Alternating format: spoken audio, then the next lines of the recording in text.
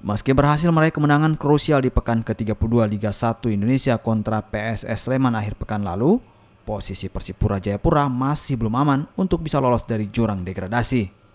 Persipura yang berada di posisi ke-16 masih berpeluang keluar dari zona degradasi dengan syarat harus menyapu bersih 2 laga tersisa. Meski terbilang sulit, manajemen Persipura optimis timnya dapat keluar dari zona degradasi.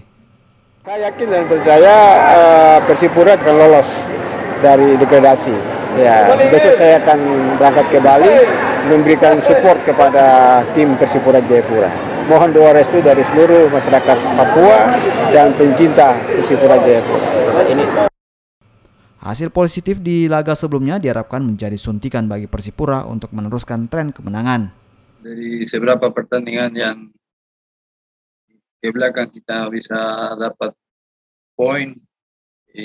Sekarang sisa 2 pertandingan kita pasti positif, no?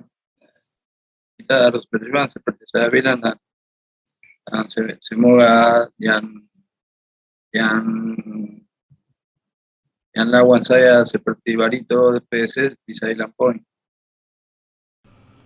Di 2 laga terakhirnya, Persipura akan melawan PSIS Semarang dan Persita Tangerang di pekan ke-33 dan 34. Bila terpeleset, Persipura akan menemani Persela Lamongan dan Persiraja Banda Aceh yang telah resmi terlempar ke Liga 2 musim depan.